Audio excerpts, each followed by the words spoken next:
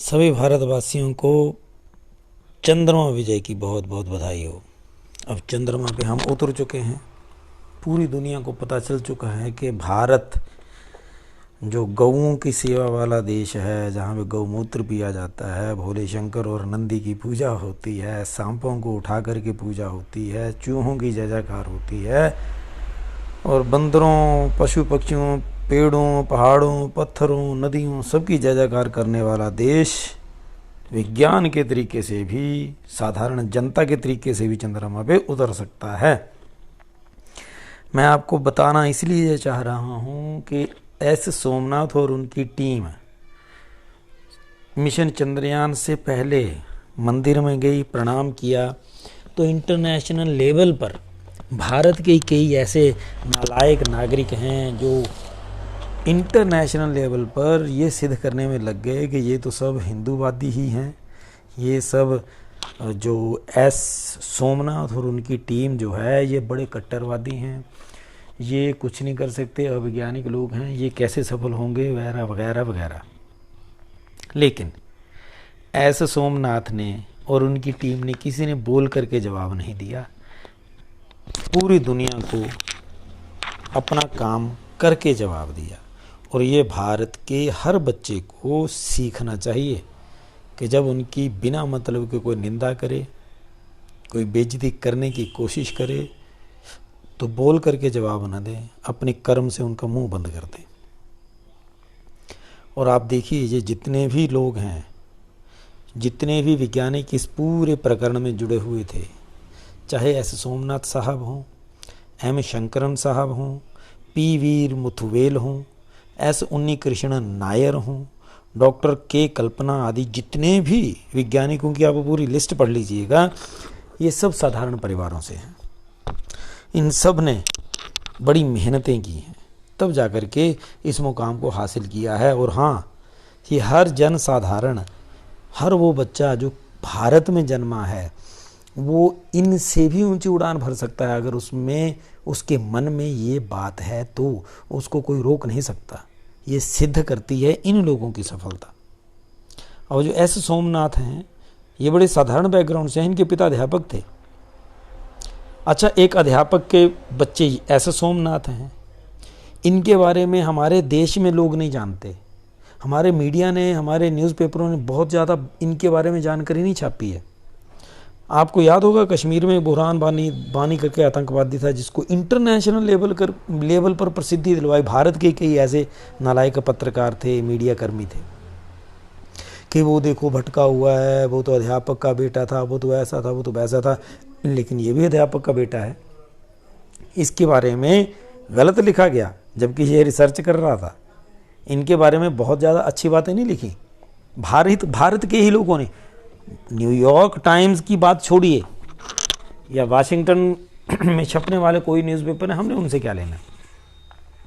आपको पता है, न्यूयॉर्क टाइम्स में जब पिछली बार हमारा चंद्रयान का मिशन थोड़ा सा फेल हुआ था, पूर्णतः नहीं लेकिन थोड़ा सा फेल हुआ था, तो उन्होंने एक तस्वीर बनाई थी।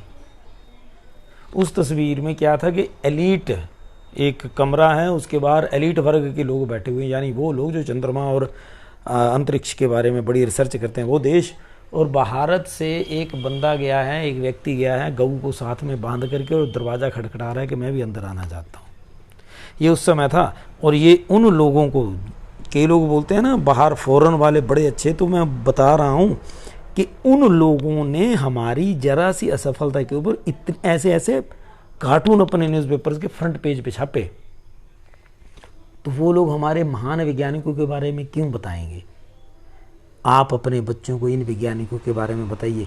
बहुत बड़ा इनके बारे में है ही नहीं लिखा हुआ। आप नेट पूरा छान लीजिए, एक दो दिन में अगर जानकारी आई हो तो आई हो, अदरवाइज़ इनके बारे में पूरी जानकारी नहीं है हमारे देश के लोगों को ही, हमारी ही मीडिया को। फिर हैं एम शंकरन, ये तमिलनाडु में थे। जो हमारे एस सोमनाथ हैं, इनका जन्म केरल में हुआ है। एम शंकरन है, ये तमिलनाडु बोर्न है, ठीक है। और इनकी फैमिली बैकग्राउंड के बारे में पूरी रिसर्च मार लो तो कुछ पता नहीं चलता, देख लीजिएगा।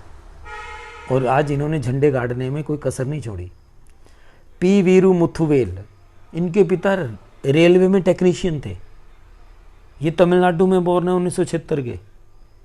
और एक सिंपल से टेक्नीशियन के बेटे ने महानता के कार्य करे हैं। एस उन्नी कृष्णन नायर, इनके पिता भी सरकारी जॉब में थे, जी हाँ। और फिर हैं के कल्पना, ये इस समय ये बेंगलोर में जन्मी थी 1980 में, बेंगलोर कर्नाटक में। लेकिन इनके बारे में भी पूरी जानकारी अगर आप नेट पे ढूंढना चाहें तो नहीं है। क्यों नहीं है? क्योंकि हम लोगों ने कभी रिसर्च नहीं करी, हम लोगों ने कभी इनके बारे में जानने की कोशिश नहीं करी।